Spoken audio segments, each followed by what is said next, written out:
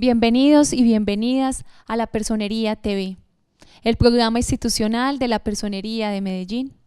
La dosis personal ha suscitado una nueva polémica desde el último fallo en la Corte Suprema de Justicia, que dejó claro que quienes sean sorprendidos portando una cantidad de droga ligeramente superior a la dosis mínima no deben ser procesados penalmente.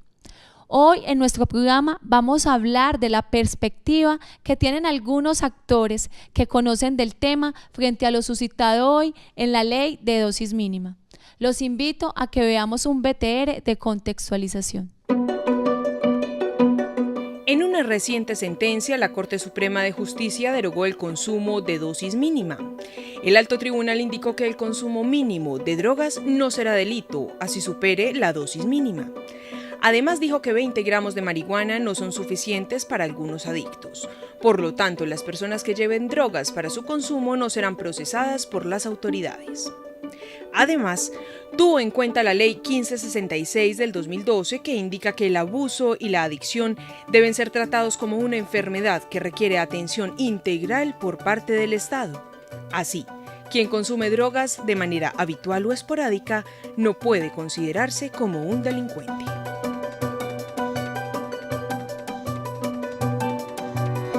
Hoy nos acompañan el doctor Enrique Arteaga Córdoba, docente universitaria, y Julián Rendón, abogado de la Personería de Medellín. Bienvenidos. Muchas gracias. Bueno, doctor Enrique, cuéntanos por qué la Corte ha decidido ampliar la cantidad mínima establecida y dejarlo a la necesidad personal. Ese pareciera que es un tema reciente, pero en la verdad es histórico. Es decir, hace más o menos unos 4 años la Corte se ha venido ocupando del tema porque la experiencia mostró que personas adictas al consumo de sustancia estupefaciente no podían consumir lo que el Estado les permitía. Ejemplo, en cocaína y sus derivados 1 gramo se excedían en medio gramo más, o en marihuana, que son 20 gramos la dosis mínima, se sorprendían con 30 gramos, es decir, 10 gramos más. ¿Qué sucedía? El procedimiento policiva estaba por encima de lo permitido por la ley, entonces venía la judicialización de los casos. ¿Qué mostró la experiencia? Que eran personas adictas, enfermas. Entonces ese último pronunciamiento que salió a flote en medios de comunicación realmente lo que hace es ratificar un pensamiento pacífico de la Corte Suprema de Justicia en ese punto, y es que el mensaje es el siguiente para la policía: para no desgastar el sistema, al adicto, al consumidor, no hay que perseguirlo, sino que en la medida de lo posible brindarle asistencia, porque es un problema de salud pública. Julián, cuéntanos tú, ¿qué opinas acerca de este tema de dosis personal? Claro, como bien lo dice el doctor Enrique, yo creo que es un error tratar de asumir a partir, digamos, de una sanción penal, un tema que netamente es de competencia de la salud pública. Realmente es cierto, esto es histórico, lo que pasa es que recientemente hubo un despliegue mediático con la última sentencia de la Corte. Digamos que un caso particular que ocurrió en el Valle de la Urrá, se dio con un ciudadano en Bello, que también ha sido muy sonado, en el que se le capturó con 50 gramos de marihuana y 1 gramo de cocaína, excediendo pues la dosis mínima establecida. Este ciudadano fue absuelto en primera y segunda instancia, pero la Fiscalía, digamos, apeló, y el llamado de atención de la Corte fue no se desgasten estudiando estos casos particulares, sino que verdaderamente busquen los responsables del tráfico de estupefacientes. Pero, ¿cómo podemos identificar cuál es la dosis mínima para una persona? Perdón, doctor Julián. Sí. Dale, doctor. Lo de la dosis mínima es algo empíricamente de imposible corroboración. Si una persona es adicta al consumo de marihuana y lo que la ley permite son 20 gramos, pero ejemplo, como se ha documentado en algunos casos, las personas refieren que pueden estarse consumiendo hasta 20 cigarrillos de marihuana en un día, y eso en una semana les puede dar como 1 libra, 500 gramos. Entonces, retomando las reflexiones frente a interrogante anterior, depende de lo que cada adicto consuma. ¿Y cuál ha sido hasta ahora la penalización para superar la dosis mínima? Básicamente el mensaje de la Corte, cuando ha hecho esos llamados para que los adictos se traten como adictos y no como delincuentes, es la persecución de organizaciones criminales. Es decir, las empresas destinadas al tráfico de estupefacientes, es decir, los proveedores que realmente son los encargados de poner en vilo la salubridad pública como bien jurídico tutelado. Allí obviamente hay una serie de sanciones que, dependiendo del nivel de tráfico de sustancia estupefaciente, realmente pues las penas sí son elevadas, porque son esas personas las que desestabilizan el orden social, son esos individuos los que ponen en peligro y lesionan la salubridad pública, de los que del otro lado se pueden visibilizar realmente como consumidores. Entonces, el punto importante aquí es política de persecución frente a organizaciones delictivas, impactar en la sociedad desarticulando organizaciones criminales dedicadas al tráfico de estupefacientes. Las penas allí obviamente son altas y son restrictivas de la libertad. Sino que si ponemos en contexto toda esta problemática, vemos también que es condenable el tráfico de drogas. Entonces, esas personas que consumen dosis mínima, ¿cómo hacen para adquirir ese tipo de drogas? O sea, ¿dónde? Porque no todas las personas van a tener en su patio sembrado la matica de marihuana. Entonces es como, no sé, una contradicción.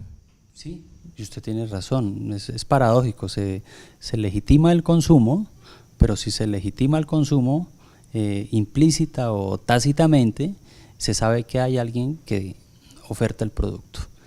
Y en ese orden, obviamente, no es que haya una incoherencia en ese punto, porque si se legitimara la venta de dosis para uso personal, ¿qué es lo que sucedería? Se legalizaría el tráfico de estupefacientes. Es decir, abriríamos tiendas, usted podría abrir una tienda, yo podría abrir una tienda, ¿por qué? Porque estamos vendiendo dosis para uso personal. Entonces se tolera el consumo porque es una realidad, y frente a la distribución y venta de esas dosis mínimas, lo que debe hacer el Estado en un marco de coherencia es investigaciones juiciosas. O sea, no capturar al que está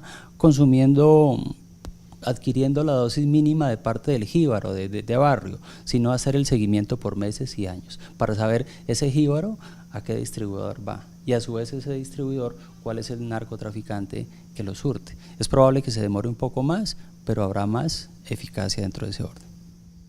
Julián, ¿cuál es tu opinión acerca de esta pregunta? Yo creo que me adhiero a lo que dice el doctor Enrique.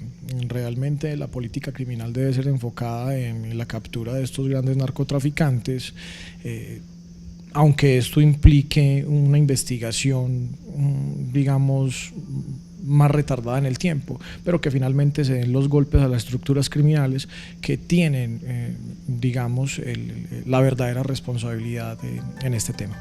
Vamos a un corte institucional y ya regresamos.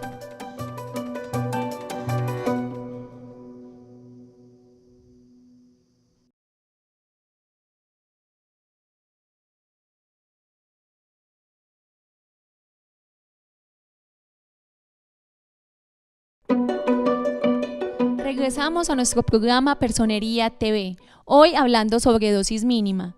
Nos acompañan en el día de hoy la psicóloga Karen Hincapié y el doctor Jorge Mario Berrío. Cuéntanos, Jorge, ¿cuál es la diferencia entre adicción y dosis mínima? A ver, esto es algo bien complejo. Lo que pasa es que la enfermedad de la adicción es una enfermedad que es progresiva, crónica y mortal. Al hablar que es progresiva, el paciente va consumiendo de forma recreativa y va neuroadaptando esa sustancia a su cerebro, haciendo que esto se convierta en una enfermedad, en una adicción. Esta es una enfermedad que tiene que ver con neurotransmisores cerebrales, con neurotransmisores de dopamina, que hacen que el paciente tenga que consumir para no sentir una incomodidad física en él. Entonces, muchos pacientes, pues, para tener su consumo, recurren a estas dosis mínimas, pero digo que es muy complejo porque ¿cuánto es una dosis mínima? un adicto a la bazuca, por decir algo, en un momento de consumo que puede demorar unas horas o varios días, se puede consumir hasta 100 papeletas de bazuca. La dosis mínima está volviendo una adicción. Lo que pasa es que dosis mínima es un término más utilizado desde el aspecto legal. Porque cuando hablamos de dosis, pues hablamos que cuando vas donde un médico, el médico te receta una dosis que es de acuerdo a tu necesidad y a tu enfermedad, ¿cierto? Pero dosis como tal frente a un consumo de sustancias, como decía Jorge Mario, pues no existe, porque cada adicto, de acuerdo a su problemática, va utilizando una dosis que ya no consideramos mínima, ya consideramos que hay un abuso, y desde ahí es que hablamos de la adicción, cuando ya hay un abuso. Entonces, dosis mínimas es más como un aspecto legal. Acá hay que tomar medidas más que represivas, más de salud, para que estos pacientes tengan la oportunidad de recuperarse. Yo en esta polémica pues no me meto mucho, digámoslo así, porque cada persona tiene un pensamiento y tiene una percepción acerca de sobre las leyes de la dosis mínima. Para muchas personas eso incrementaría el consumo de estas personas, para otros dirá, pues bueno, esto es como aliviarle ese malestar que siente el adicto cada vez que no tiene la dosis.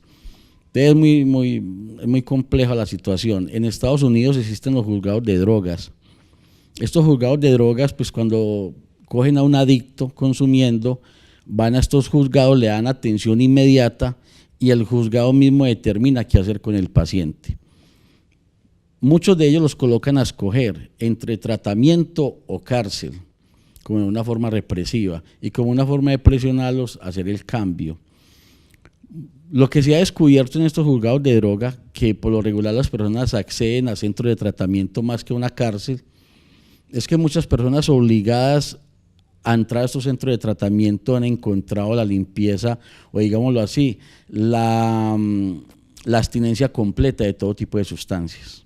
Entonces también las medidas que son represivas también le han servido a varios pacientes que han acudido a estos juzgados de droga, por los que los han capturado en la calle con dosis mínimas o superiores a las permitidas por la ley.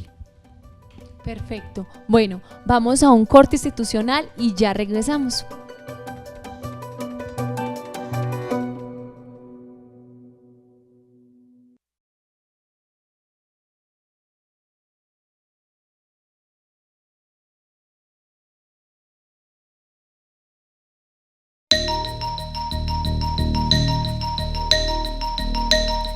Carlos Mario Aguirre es un joven próximo a cumplir los 30 años de edad. A partir de los 12 años empezó a consumir marihuana, popper, bazuco, cocaína y sacol. En realidad fue desde muy temprana edad. Yo ya a la edad de los 11 años yo ya conocía lo que era el cigarrillo, yo ya sabía lo que era el licor. A la edad de los 12 años empecé con unos amigos a consumir sacol desde muy joven. Y desde ahí empezó a desenvolverse una vida de drogas, de licor, de muchas cosas en mí. Llegué a consumir bazuco, marihuana, popper, mucha clase de drogas. A ver, el motivo por cual yo consumí todas estas drogas, primero yo no me crié con mi mamá. Desde pequeño su madre lo dejó en casa de sus abuelos, quienes le brindaron un hogar. Nunca conoció a su papá. El abandono, la falta de amor, ha sido una de las heridas y vacíos más profundos que habitaron en su corazón desde la infancia. Esta fue una de las causas de su rebeldía, que llevó a Carlos a sumergirse en el mundo de la drogadicción. Desde muy niño tuve una rebeldía, siempre quise, pues siempre era muy rebelde. No conozco a mi papá, me faltó pues en sí el afecto paterno. Por esa falta de amor, diría yo, más que todo fue que empecé a dejarme envolver por las drogas. Entonces siempre tuve como ese dominio de mí mismo, nunca tuve como alguien que me educara verdaderamente desde el amor, desde la personalidad, en todo. Nunca lo tuve, alguien ahí a mi lado que me ayudara con eso. Yo desde, como te dije ahora, desde los 12 años consumí hasta la edad de los 24 años. Estuve consumiendo toda esta clase de drogas ¿Qué me motivó a mí a salir de las drogas? El hecho de yo saber que ya me sentía solo porque yo vivía fuera de mi casa, siempre quería hacer lo que quisiera, ya a una edad muy adulta. Y al yo ver que perdía a mi familia por yo estar revuelto en las drogas y metido en todas estas cosas, yo primero pensé en qué estaba haciendo con mi vida. Sabía que con las drogas estaba haciendo un daño tremendo primero a mi salud y estaba dañando una familia completa, que era mi familia, porque yo llegué al punto donde ya mi familia era muy alejada de mí. La persona que mantenía más pendiente de mí eran mi abuela y mi hermana mayor. De resto ya mi familia eran muy alejados. ¿Qué pasó en ese momento? Ya yo recapacité cuando empecé a conocer de Dios por medio de un grupo de oración. Ahora es un exadicto que, como él nos cuenta, fue sanado por Dios desde hace 6 años. Hoy se siente una persona feliz y útil para la sociedad. Ya hoy en día llevo 6 años, por gracia de Dios, por gracia de los sacramentos que el mismo Dios nos dejó por medio de la iglesia. He podido salir adelante y hasta ahora puedo decir que ya no he necesitado de las drogas para ser feliz. Antes yo buscaba la felicidad en las drogas. A ver, ¿qué le recomiendo yo a las personas que en esos momentos están sumergidos en las drogas? Lo primero, que reconozcan que necesitan ayuda. Desde ahí, desde ese punto, empecé yo, reconociendo que necesitaba ayuda. Y la segunda parte de este reconocer que necesitaba ayuda fue dejarme acoger por la misericordia de Dios, por ese amor, saber que Dios me podía ayudar, pero que yo tenía que poner de mi parte también. Regresamos al programa de la Personería TV, hoy hablando de la dosis mínima.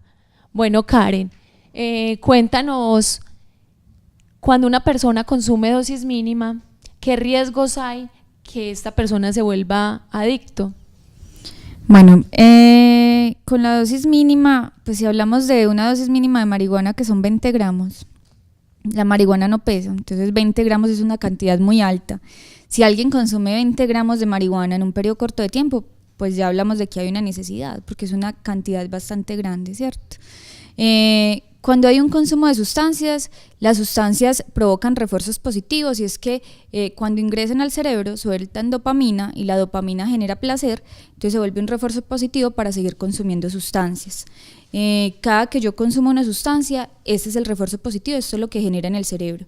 Entonces es muy común que pase que las personas que prueban, entre comillas, ¿cierto? Los adolescentes que yo pruebo, que yo experimento con cierto tipo de sustancias como la marihuana o la cocaína, se enganchen en la dopamina o en el placer que genera la sustancia y que provoquen una adicción. Realmente el porcentaje de las personas, sobre todo con drogas como la heroína, la cocaína o la marihuana, que ingresan experimentando un porcentaje alto, se quedan en la adicción.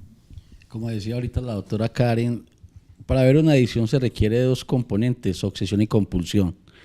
Entonces un paciente que consume cocaína, que empieza a consumir 1 gramo de perico, para un adicto eso no es nada, porque la cocaína produce una gran compulsión en él. Entonces va a necesitar consumir y consumir y consumir y consumir. Y en el momento de que no tiene o se le acabó la dosis, va a entrar en un grado de ansiedad tal que va a hacer lo que sea por la próxima dosis. Y va a perder la percepción del riesgo y no le va a importar exceder de esos gramos para su consumo. Y así pierde la libertad. Bueno, ¿y qué probabilidad existe que una persona que empieza solo consumiendo marihuana pueda consumir después otras sustancias? Bueno, eso es muy relativo. Hay un mito, y cuando digo mito es porque pues, no hay algo científicamente comprobado que diga que toda persona que ingrese con la marihuana va a consumir otro tipo de sustancias, pero el porcentaje y lo que ha mostrado la experiencia es que pasa. La marihuana digámoslo, es la primera sustancia que permiten el consumo como dosis mínima, incluso utilizado médicamente, entonces eso hace que los adolescentes tengan mucho más acceso y que respalden su consumo frente a estudios y bueno, frente a un montón de situaciones que salen. Siendo esta más permitida, más social, las consecuencias no son tan evidentes inmediatamente, sino que son más a largo plazo. Entonces esto permite que el consumo se vaya incrementando. Puede ser que la persona simplemente durante su vida se quede consumiendo marihuana, que pase a cripa, que es una, digámoslo entre comillas, una marihuana química, que su semilla ha sido alterada y que es mucho más potente que la marihuana regular, que llaman los muchachos. Pero también puede pasar que con la experimentación de esta sustancia el cerebro se estimule, quiera tener la sensación de una sustancia mucho más potente y pase a otras sustancias como la cocaína o ahora muy de modas pues las sintéticas, ¿cierto? Pero no es algo, no hay algo que compruebe que la marihuana realmente se vuelva el ingreso, que todo el que ingrese por marihuana vaya a consumir otro tipo de sustancias. Eso es muy relativo, porque hay muchas características, ¿cierto? Y viene la característica genética, la predisposición al consumo, a la adicción, ¿cierto? Que son características individuales del ser humano. ¿Y cómo una persona puede determinar que se volvió adicto? ¿Bajo qué parámetros? Que el mismo ser humano determine en un momento de su vida que tiene un problema frente a la adicción es difícil, ¿cierto? Reconocerlo es muy difícil porque parte de una característica es que no sabemos cuándo es el límite. No sabemos qué es el límite y pensamos que lo que hacemos lo hacemos bien y que yo puedo controlarlo y que yo puedo manejarlo. Además, la sustancia tiene un tiempo de vida dentro de mi organismo, la que más dura es marihuana, que puede durar hasta 30 días, entonces yo puedo decir, no, yo la puedo manejar porque 8 días me puedo quedar sin consumo, pero no es que esté sin consumo, sino que esté en el cuerpo. Entonces, todas estas cosas llevan a que las personas se les dificulte entender que tienen un problema con la sustancia, pero hay como preguntas claves o características que uno le hace al paciente, ¿cierto? Y es cuando uno ya empieza un grado de disfuncionalidad, ya las actividades que realizan normalmente no se realizan, que el compartir con la familia ya no es el mismo tiempo. Nosotros llevamos al paciente a que se evalúe, bueno, hay personas que están criticando tu manera de tomar o hay personas que están criticando cierta conducta, porque no solamente pues las drogas tóxicas, sino que hay unas conductas que también se vuelven adictivas. Entonces es llevar a reflexionar eso, pero normalmente quien primero se da cuenta es el contexto, que hay un problema. Y es este contexto, la familia, como primer agente socializador que está ahí, es quien lleva a reflexionar al sujeto, quien puede llevar a reflexionar al sujeto sobre las consecuencias que está viviendo. O a veces medidas legales, como imposición del otro, pues ya en una medida legal, o las consecuencias de accidentes o consecuencias que llevan la sustancia, que sí que llevan al ser humano a tomar un par en su vida para reflexionar sobre la conducta, pero realmente encontrar este límite es difícil. También sabemos que si yo tengo un malestar, si yo tengo la necesidad de consumir determinadas sustancias, soy un adicto. Si hay una incomodidad física en mí por no consumir, por no tener esa ingesta de droga o de algún comportamiento, porque también hay comportamientos que me llevan a la adicción, como el juego, como la ludopatía, que también produce esos mismos efectos en el cerebro de dopamina. Entonces, si yo tengo un malestar por no estar haciendo esa acción, pues soy un adicto sencillamente.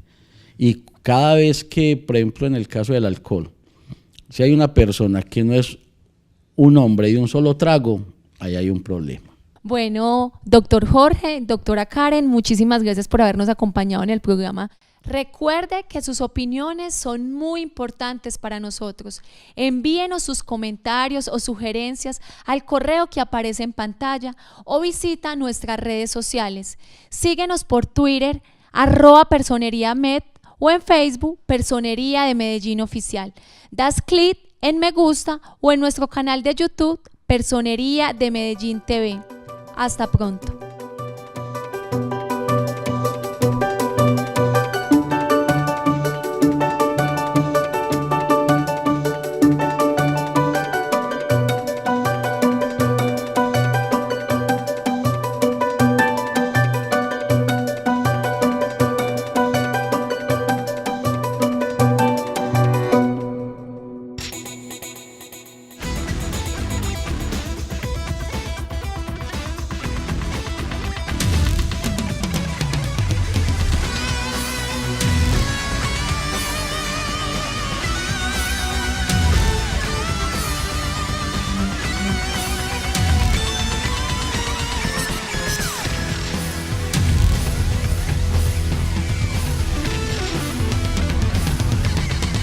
indicó que el consumo mínimo de drogas no será delito, así supere la dosis mínima.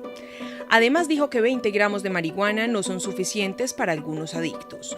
Por lo tanto, las personas que lleven drogas para su consumo no serán procesadas por las autoridades. Además, tuvo en cuenta la Ley 1566 del 2012 que indica que el abuso y la adicción deben ser tratados como una enfermedad que requiere atención integral por parte del Estado. Así, quien consume drogas de manera habitual o esporádica no puede considerarse como un delincuente.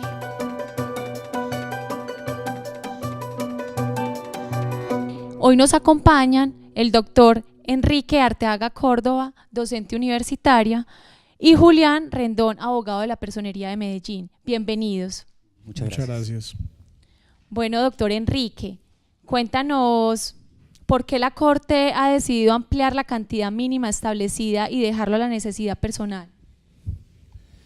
Ese pareciera que es un tema reciente, pero en la verdad es histórico. Es decir, hace más o menos unos 4 años la Corte se ha venido ocupando del tema porque la experiencia mostró que personas adictas al consumo de sustancia estupefaciente Ha suscitado una nueva polémica desde el último fallo en la Corte Suprema de Justicia, que dejó claro que quienes sean sorprendidos portando una cantidad de droga ligeramente superior a la dosis mínima no deben ser procesados penalmente.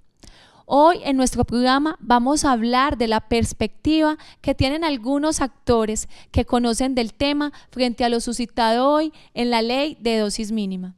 Los invito a que veamos un BTR de contextualización. En una reciente sentencia, la Corte Suprema de Justicia derogó el consumo de dosis mínima. El alto tribunal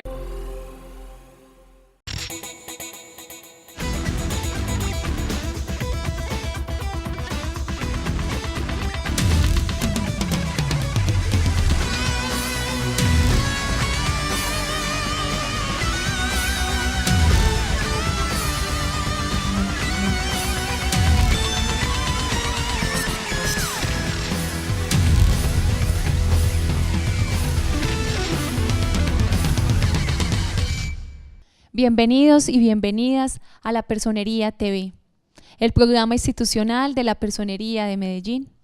La dosis no podían consumir lo que el Estado les permitía. Ejemplo, en cocaína y sus derivados 1 gramo, se excedían en medio gramo más, o en marihuana, que son 20 gramos la dosis mínima, se sorprendían con 30 gramos, es decir, 10 gramos más.